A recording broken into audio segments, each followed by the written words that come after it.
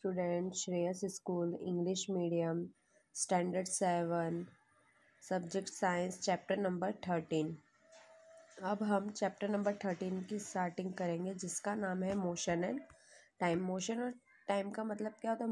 Motion का मतलब होता है जो गति। तो इस चैप्टर में हम गति और टाइम मतलब टाइम के बारे में जानेंगे। चलिए, अब देखिए, आप स्टैंडर्ड 6 में अलग अलग मोशंस के बारे में जो हमने जाना था कि कौन कौन से, जैसे करिकुलर के बारे में जाना था, तो किस तरीके के अलग अलग मोशंस होते हैं वो हमने देखे थे, और वो 3 तरीके के थे। ठीक है, चलिए अब नीचे कुछ मोशंस है जो आइडेंटिफाई किए गए हैं, तो आप इन्हें अच्छे से जान सकते हो। अब यहाँ पर हमने बताया था कि हमारा कॉमन जो एक्सपीरियंस था वो क्या था कि जैसे कि कुछ मोशंस क्या होते हैं जो स्लो होते हैं और कुछ क्या हो जाते हैं, फास्ट हो जाते हैं। जैसे यहाँ पे स्लो एंड फास्ट के बारे में बताया गया, तो आप जान सकते हो कि कोई व्हीकल हो गया, उसका मूवमेंट क्या हो जाता है, जैसे अदर का फास्ट हो जाता है और किसी का क्या हो जाता है, स्लो हो जाता है, तो वो अपने टाइम लिमिट के हिसाब से होता है। तो जिसके अंदर हम देख सकते हैं कि कौन सा मूविंग है। स्ट्रेट देख सकते हो कि हाँ कोई स्ट्रेट चल रहा है ना। तो group motions bye to the objective slow and fast, तो हम ये देखते हैं। उसके अंदर क्या हो जाता है कि जो कौन धीरे चल रहा है, कौन जल्दी चल रहा है, ये कौन कौन जल्दी चल रहा है, तो ये हम देख। चलिए अब आगे, तो आपने देखा होगा कि कभी रोड के ऊपर व्हीकल को चलते हुए, तो आप बता सकते हो कि उनमें से कि कौन सा व्हीकल जल्दी चल रहा है, कौन सा व्हीकल स्लोली रोड पे चल रहा है। तो हम उन व्हीकल्स को देखकर ये पता लगा सकते हैं। चलिए अब हमें आगे यहाँ पे एक्टिविटी 13.1 बताई गई है, जिसके अंदर हमें बताया गया लुक एट द फिगर 13.1।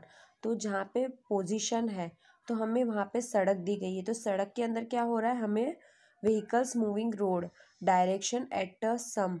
तो क्या हो रहा है कि वो लोग अलग अलग डायरेक्शन पर चल रहे हैं, अलग अलग दिशा में चल रहे हैं। तो जिससे हम फिगर 13.2 को देखकर पता लगा सकते हैं कि वो कौन सी जगह पर चल रहे हैं और पोजीशन उनकी कौन सी। उसके बाद में हम observation figure answer the following of question, तो हम क्या कर सकते हैं, उसको उस फिगर के अंदर अच्छे से फिल कर सकते हैं। अब हम यहाँ पे बता सकते हैं कि कौन कौन से व्हीकल है, तो क्या कर रहे हैं, वो तेजी से चल रहे हैं, और इनमें से कौन से व्हीकल है जो एकदम स्लोली चल रहे हैं।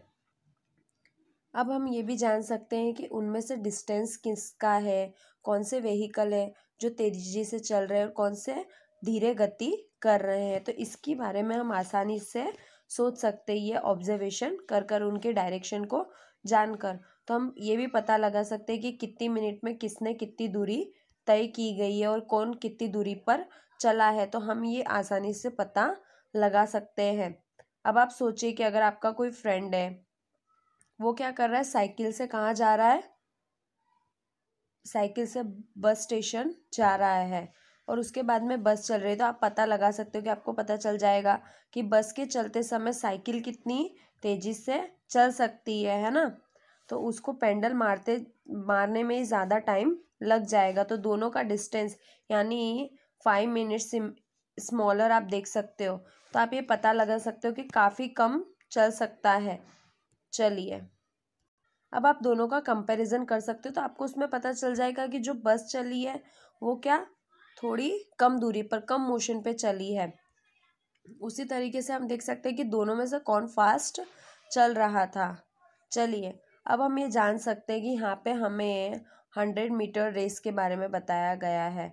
ठीक है, तो उसके अंदर से हम ये पता लगा सकते हैं कि हाँ हाईएस्ट स्पीड किसकी थी, डिसाइड कर सकते हैं शॉर्टेस्ट टाइम के अंदर, जैसे कि डिस्टेंस टू द 100 मीटर्स, तो कौन कितनी दूरी पर चला है हम ये जान सकते हैं। अब देखिए स्पीड, अब यहाँ पे हमें प्रोबेबली बताया गया है कि स्पीड देख सकते हैं, जिसके अंदर example given to the higher speed indicating by to the distance has been the cover shorter time the distance by to the cover giving time.